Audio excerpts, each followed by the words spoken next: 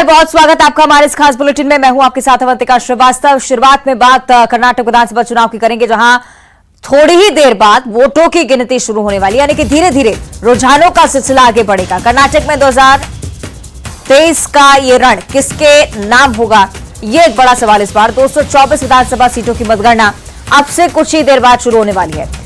News 18 पर सबसे पहले नतीजे आप तक हम पहुंचाएंगे कर्नाटक विधानसभा चुनाव से जुड़े हुए।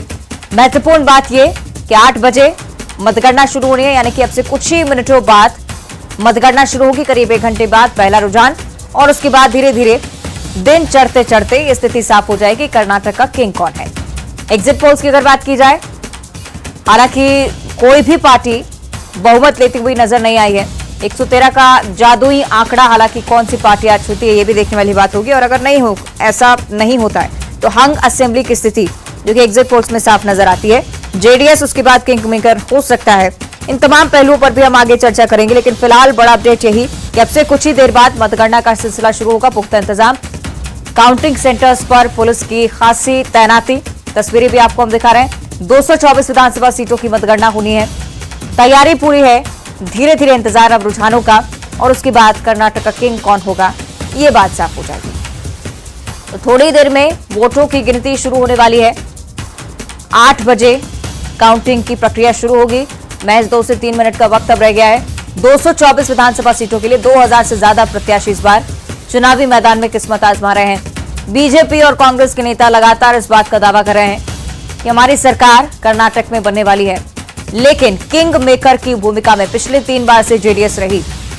क्या इसी तरह की स्थिति कर्नाटक में आज बनती है, ये देखने वाली बात होगी। मुख्यमंत्री कौन होगा, यह बहुत बड़ा सवाल कर्नाटक चुनाव से जुड़ा हुआ। अब से कुछ ही देर बाद वोटों की गिनती शुरू होगी, उसके बाद धीरे धीरे रुझान आने शुरू होंगे। सबसे पहले सबसे सटीक नतीजे न्यूज 18 आप तक पहुंचाएगा। तो कर्नाटक विधानसभा चुनाव को लेकर लगातार अपडेट आप तक न्यूज 18 मध्य प्रदेश छत्तीसगढ़ भी पहुंचा रहा है। अब से थोड़ी ही देर बाद वोटों की गिनती शुरू होने वाली है। न्यूज 18 पर सबसे सटीक नतीजे, सबसे तेज रुझान आपकी टीवी स्क्रीन पर होंगे। कर्नाटक असेंबली इलेक्शंस, और बहुत महत्वपूर्ण बात यह भी कि हम कर्नाटक की बात करें, एक ऐसा प्रदेश काफी इंटेलेक्चुअल जो माना जाता है। स्टेट लिस्ट में टॉप किया कर्नाटक ने, और काफी इंटेलेक्चुअल यहां की जनता।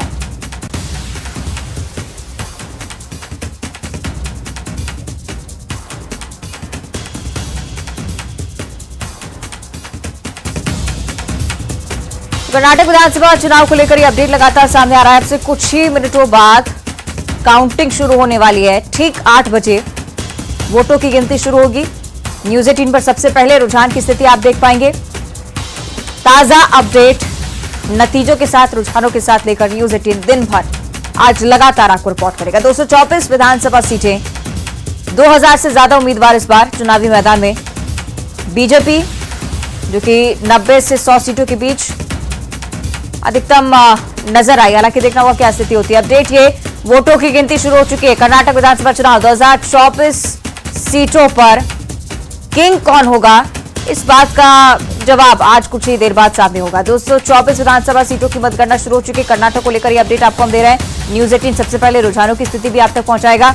महज कुछ मिनटों बाद रुझान भी धीरे धीरे आना शुरू होंगे, और उसके बाद जो सटीक रिजल्ट होंगे वो सबसे पहले न्यूज 18 पर आप देख पाएंगे। 224 विधानसभा सीट, बीजेपी और कांग्रेस के तमाम नेता जो कि मध्य प्रदेश छत्तीसगढ़ से भी ताल्लुक रखते हैं, जीत का दावा कर चुके हैं कर्नाटक में, क्योंकि खासा असर इसका उन तमाम राज्यों पर भी जहां पर आगामी समय में चुनाव होने हैं। 2023 का चुनाव निश्चित तौर पर मद्देनजर इसके, लेकिन 2024 में क्या स्थिति होती है कर्नाटक को लेकर, यह भी बहुत महत्वपूर्ण पहलू। इस चुनावी नतीजों के बाद वो तस्वीर भी कहीं ना कहीं साफ होगी। फिलहाल यह जानकारी सामने आ रही है, वोटों की गिनती शुरू होने वाली है, और लगातार अपडेट न्यूज 18 आप तक पहुंचाएगा। 224 विधानसभा सीटें, 2000 से ज्यादा उम्मीदवार, अपनी किस्मत का फैसला आज देख पाएंगे।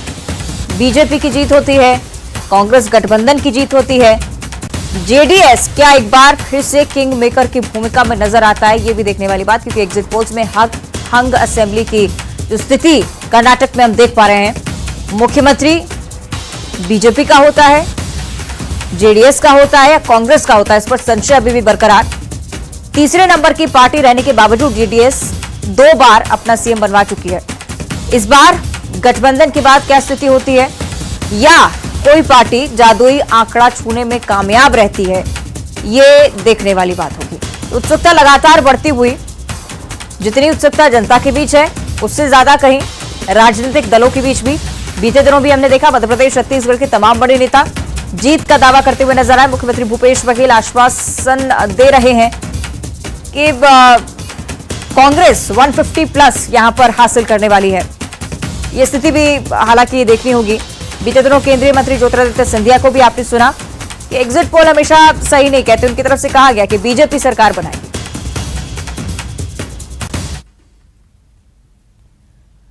और अब पटना से अगली बड़ी खबर सामने आ रही है। बागेश्वर सरकार पटना पहुंचे, एयरपोर्ट पर शानदार स्वागत उनका किया गया है। एयरपोर्ट के बाहर लोगों की भारी भीड़ उमड़ रही है। होटल पनाश के लिए वो रवाना हो चुके हैं।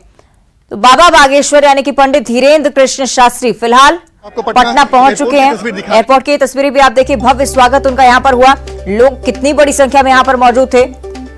विवाद की स्थिति भी हालांकि बिहार में देखने को मिली बाबा बागेश्वर के आगमन को लेकर, लेकिन जमीनी स्तर के हालात आप देखिए, कितनी बड़ी संख्या में लोग स्वागत के लिए पहुंचे।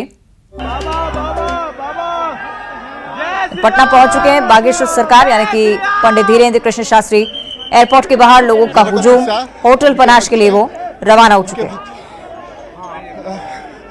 और इस वक्त हम आपको पटना एयरपोर्ट की तस्वीर दिखा रहे हैं। और इस वक्त देखिए बाबा, तो एयरपोर्ट के बाहर लोगों का हुजूम आ पड़ा। ये तस्वीरें आप देखिए किस तरह से बाबा बागेश्वर के स्वागत के लिए पटना की जनता उत्सुक थी। बड़ी संख्या में लोग यहां पर पहुंचे और बाबा बागेश्वर का दिव्य दरबार भी पटना में लगेगा।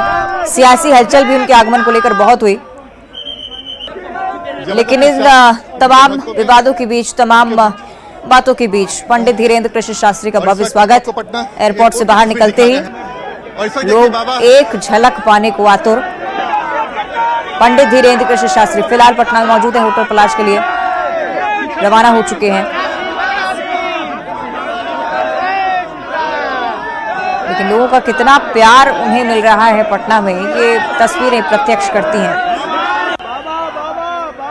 सियासत में जितनी भी हलचल रही हों, उनके आगमन को लेकर कैबिनेट मंत्रियों की तरफ से जो भी बयान सामने आए हों, हालांकि ये तस्वीरें कुछ अलग नजारा दिखाती हैं। और इस वक्त हम बहुत विशाल आयोजन हनुमंत कथा का है।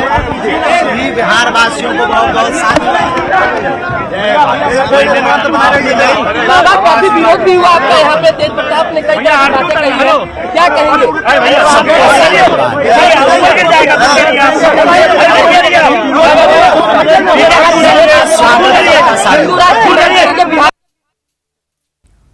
और अब भोपाल से अगली बड़ी खबर, जहां हमीदिया के कर्मचारी पर बदमाशों ने जानलेवा हमला किया है। हमीदिया में कुक का काम करता था पीड़ित, बदमाश वहां पर पहुंचे। हमीदिया गेट के पास घेर कर चाकुओं से हमला किया गया।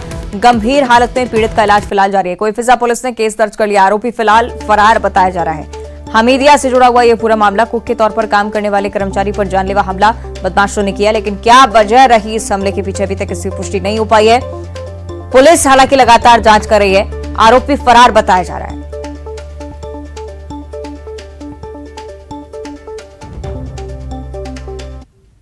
मैं कुक का काम है मेरा। तो सरकारी कर्मचारी हो? ये शासकीय कर्मचारी हूँ। आपके साथ क्या हुआ 10 तारीख को? मैं साहब के लिए दूध लेने आ गया था अध्यक्ष ऑफिस में, आशीष गोयल सर के लिए। चाय बनती है साहब इन लोगों की। तो नीचे पीपल का पेड़ है मंदिर के नीचे हमारे बाजू में, जो गेट में पड़ा है।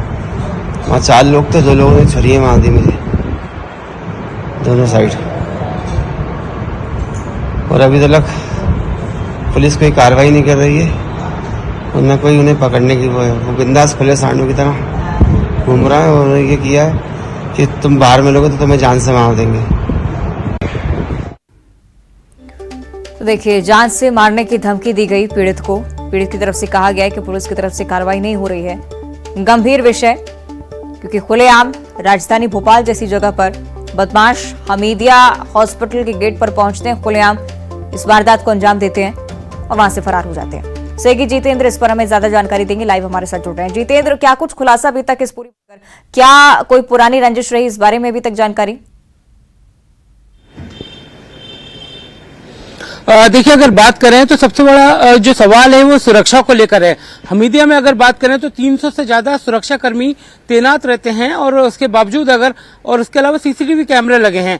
हमीदिया का ही एक कर्मचारी माना जाता है क्योंकि कुक उन तमाम डॉक्टर्स के लिए खाना बनाता है। तो जाहिर सी बात है, जब ये बाहर निकला और हमीदिया के गेट के सामने इस पर चाकूबाजी से हमला कर दिया गया, घायल होता है, मगर कोई सुरक्षाकर्मी बचाने को नहीं आया, ना ही अस्पताल प्रबंधन इसकी मदद कर रहा है। और सबसे बड़ी बात कि हमीदिया अस्पताल से चंद कदम की दूरी पर कोईफिजा थाना है, तो पुलिस भी अब इसकी सुनवाई नहीं कर रही है। तो तीनों ही मामले पर सवाल खड़े हो रहे हैं कि आखिरकार इस तरह से कैसे गुंडागर्दी हमीदिया अस्पताल में हावी है कि लोग आते हैं, बदमाश आते हैं, चाकूबाजी करते हैं। तो जाहिर सी बात है, इससे तो आगे भविष्य में वहां जो पढ़ने वाले सैकड़ों छात्र हैं उनकी जान पर भी आफत बन सकती है, उन पर भी कभी भी हमला हो सकता है। तो पुलिस को भी सोचना चाहिए और हमीदिया प्रबंधन को भी सोचना चाहिए कि इस तरह के असामाजिक तत्वों पर लगम लगाई जाए। निश्चित तौर पर गंभीर विषय है। शुक्रिया आपका जितेंद्र इस पूरी जानकारी के लिए, लेकिन आप बने रहेगा हमारे साथ, आगे भी आपसे चर्चा करेंगे। तो इस खबर को लेकर भी लगातार अपडेट आप तक पहुंचाएंगे। फिलहाल छिंदवाड़ा से अगली बड़ी खबर, जहां सोने का अवैध व्यापार करने वाले कारखाने पर संयुक्त दबिश दी गई। State, GST, income tax, police की टीम की संयुक्त कार्रवाई। करीब 1 करोड़ 70 लाख कीमत का सोना जब्त हो चुका है। पश्चिम बंगाल का मुख्य आरोपी बताया जा रहा है। मौके से 10 कारीगर मिले हैं जिनकी जांच फिलहाल की जा रही है, जिनसे पूछताछ फिलहाल की जा रही है। जीएसटी, इनकम टैक्स और पुलिस की संयुक्त कार्रवाई है। छिंदवाड़ा से जानकारी, करीब 1 करोड़ 70 लाख कीमत का सोना जब्त किया जा चुका है। अवैध व्यापार करने वाले कारखाने पर पुलिस ने दबिश दी। संयुक्त टीम यहां पर पहुंची। स्टेट, जीएसटी, इनकम टैक्स और पुलिस की टीम। 1 करोड़ 70 लाख कीमत का सोना जब्त हुआ है। अभी तक ये जानकारी सामने आई है। पश्चिम बंगाल का मुख्य आरोपी बताया जा रहा है। मौके से 10 कारीगर पाए गए हैं, पूछताछ उनसे की जा रही है। किसके संरक्षण में ये सब यहाँ पर हो रहा है और कैसे 1 करोड़ 70 लाख रुपए का सोना यहाँ पर जुटाया गया, कहां से ये सब लाया गया, इन तमाम पहलुओं को लेकर भी पुलिस लगातार पूछताछ कर रही है।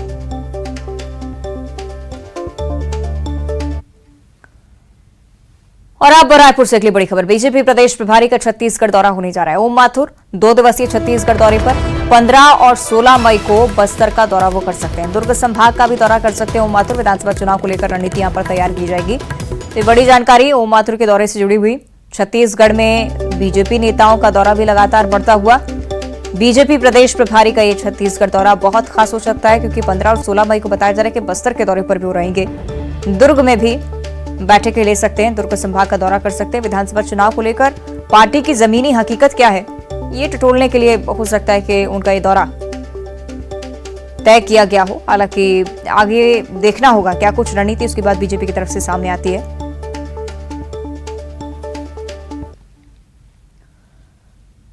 और छत्तीसगढ़ में बड़े पैमाने पर भर्तियां लगातार चल रही हैं। परीक्षाओं के लिए व्यापम ने परीक्षा तिथि अब जारी कर दी है। 29 मई तक अभ्यर्थी ऑनलाइन आवेदन कर सकेंगे। सहायक प्रबंधक के लिए 5 जून को प्रवेश पत्र यानी कि एडमिट कार्ड जारी होंगे।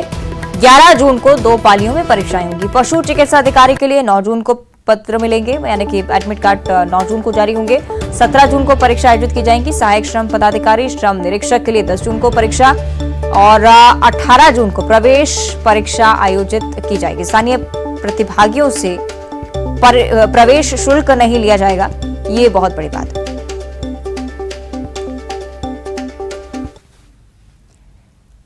और रायपुर से अगली बड़ी खबर, जहां 16 मई से रोजगार मेला 5 का आयोजन किया जा रहा है, यानी कि रोजगार मेला जिसका 5वां संस्करण ये होगा, भारतीय डाक विभाग द्वारा आयोजन किया जा रहा है। WRS कॉलोनी के कम्युनिटी हॉल में इसका आयोजन केंद्रीय राज्य मंत्री रेणुका सिंह की मौजूदगी रहेगी।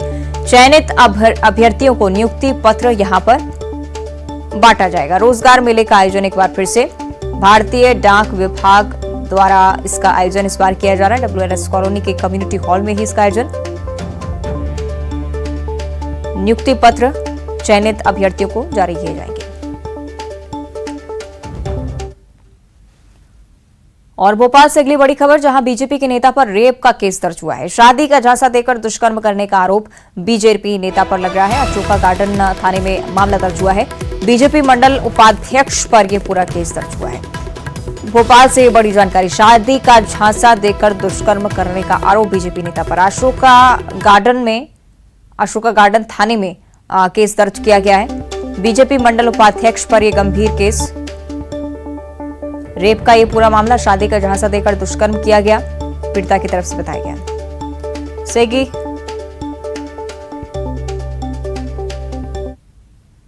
सेगी जितेंद्र हमारे साथ लगातार जुड़े हुए हैं। जितेंद्र, क्या है पूरा मामला? देखिए, अगर बात करें तो भारतीय जनता पार्टी का ये बीजेपी का मंडल उपाध्यक्ष अभी है और उसके पहले मंडल अध्यक्ष रहा है। ये इसका नाम प्रतीक पारासर। इस पर एक रेप का मामला दर्ज किया गया है। एक लड़की है जिसके साथ ये लिव इन में तकरीबन 2 साल रहे, उसका शादी से इनकार कर दिया तो ये मामला दर्ज कर दिया गया। कह सकते हैं कि बीजेपी के और भी इसके अलावा 2 से 3 मंडल अध्यक्ष हैं अलग अलग इलाकों के, उन पर मामले दर्ज हो चुके हैं। तो जाहिर सी बात है कि भारतीय जनता पार्टी को सोचना चाहिए कि किस जो छवि वाले लोगों को मंडल अध्यक्ष बना रहे हैं, क्योंकि एमपी नगर का जो मंडल अध्यक्ष रचा हुआ उस पर भी मामला दर्ज हो चुका है और इसके अलावा अरेरा मंडल अध्यक्ष बीजेपी के, उन पे मामला दर्ज हो चुका है और ये जो है इंद्रपुरी के मंडल अध्यक्ष हैं थे पूर्व। तो कह सकते हैं कि इस तरह के जो आपराधिक तत्व के लोग हैं वो भारतीय जनता पार्टी में मंडल अध्यक्ष का दायित्व संभाल रहे हैं, जिस पर अभी एक तो अशोक गार्डन थाने में रेप का मामला दर्ज हुआ है। बीजेपी को सोचना चाहिए कि किस तरह के अपने नेता, भविष्य के नेता तैयार कर रही है। ठीक है, शुक्रिया आपका जितेंद्र इस पूरी जानकारी के लिए। देखना होगा बीजेपी की तरफ से क्या कोई एक्शन इस मामले में लिया जाता है। भोपाल से अगली बड़ी खबर, चुनावी साल में बिजली का झटका लग सकता है। ये जानकारी 8% तक बिजली के बिल में बढ़ोतरी देखने को मिल सकती है। सरकार के बजाय कंपनियां दाम तय कर रही हैं और बिजली के दाम तय करने का अधिकार बिजली कंपनियों को अब मिल चुका है। इससे पहले हर तिमाही में फ्यूल कॉस्ट एडजस्टमेंट तय करता था नियामक आयोग, लेकिन अब ये परिवर्तन, नई व्यवस्था 24 अप्रैल से लागू हो चुकी है। अगले महीने के बिल में सरचार्ज 8% तक बढ़ सकता है। मार्च के महीने के बिजली बिल में बिजली कंपनियों ने 5% सरचार्ज वसूला था और अब बिजली कंपनियों ने मार्च में 1.65% की बढ़ोतरी की थी। आने वाले समय में भी बिजली की कीमतों में बढ़ोतरी की आशंका जाहिर की जा रही है।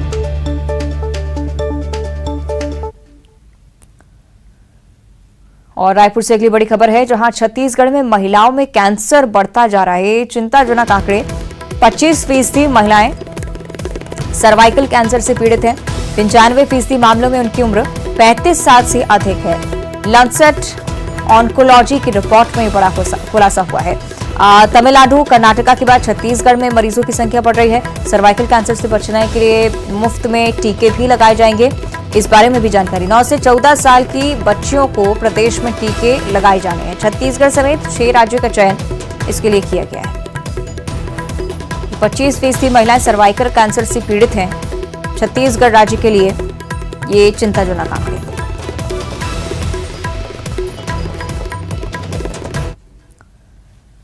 और अब अंबिकापुर से अगली बड़ी खबर, जहां देर रात पेड़ पर एक युवक चढ़ गया। घंटों तक हाई वोल्टेज ड्रामा इस युवक का चलता रहा। कड़ी मशक्कत के बाद इसे पेड़ से नीचे उतारा गया। कोतवाली के सिंचाई कॉलोनी का ये पूरा मामला, किस वजह से युवक पेड़ पर चढ़ा, क्यों इस तरह से नाराजगी जाहिर कर रहा था, इस बारे में अभी तक जानकारी नहीं है। क्या मानसिक स्थिति उसकी ठीक नहीं है, अभी तक इस बारे में भी खुलासा नहीं। हालांकि बड़ी बात यह कि उसे समझाइश देकर समय रहते नीचे उतार लिया गया। पूरी तरह से अब वो सुरक्षित है।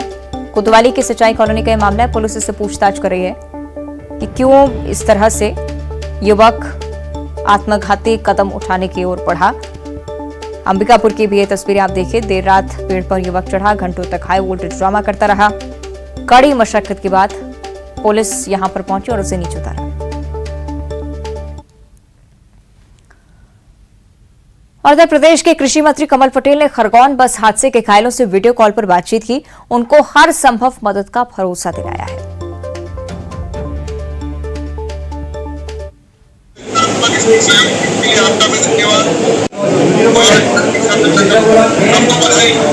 जल्दी आप स्वस्थ हो, ऐसी प्रार्थना करें।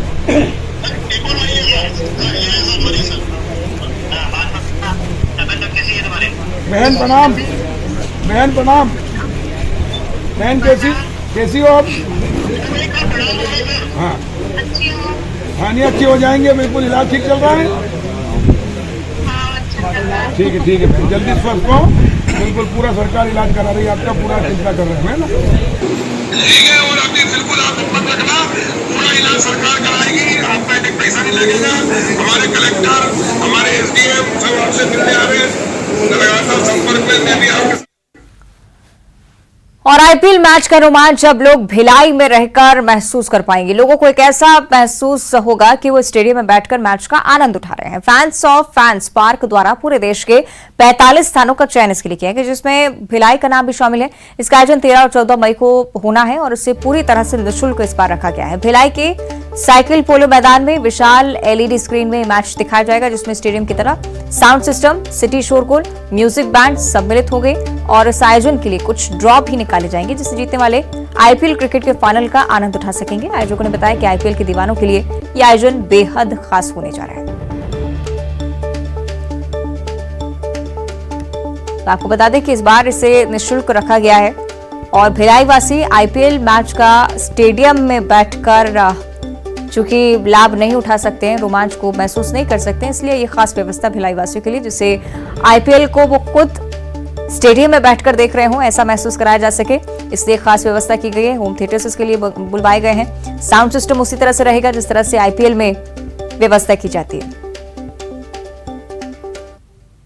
दिव्यांग क्रिकेट ग्राउंड में आईपीएल के मैचेस बड़े पर्दे स्क्रीन पे हम दिखाने जाने वाले हैं और इसमें सुरक्षा के सारे ख्याल रखा गया है।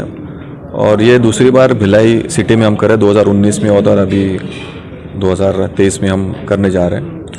तो हम चाहते हैं कि ज़्यादा से ज़्यादा लोग आए, जैसे कि अभी छुट्टियों का भी मौसम है, समर वेकेशन लगे हैं, हम चाहते हैं कि ज़्यादा से ज़्यादा लोग आए। ये फैन पार्क का उद्देश्य इतना है कि जिस सिटीज़ में स्टेडियम नहीं है तो हम उस सिटीज़ में जाके एक स्टेडियम लाइक हम एटमॉस्फेयर क्रिएट करते हैं, ताकि जो क्रिकेट प्रेमी है वो आके मैच का वो मज़ा ले सके। सर, सबसे बड़ी पहली बात तो ये है कि भिलाई को चयन किया गया है, तो ये भिलाइंस के लिए अच्छी बात है और ज़्यादा से ज़्यादा भिलाइंस आके अगर मैच देखेंगे तो हम लोग का भी खुशी का ठिकाना नहीं रहेगा और बीसीसीआई को भी अच्छा लगेगा कि अपने सही जगह पे दिए हैं। और पब्लिक को जो अपने पास अभी लैकिंग है ग्राउंड, उसका पब्लिक को सही मायने में अंदाजा आएगा कि भाई कैसा माहौल होता है मैच में।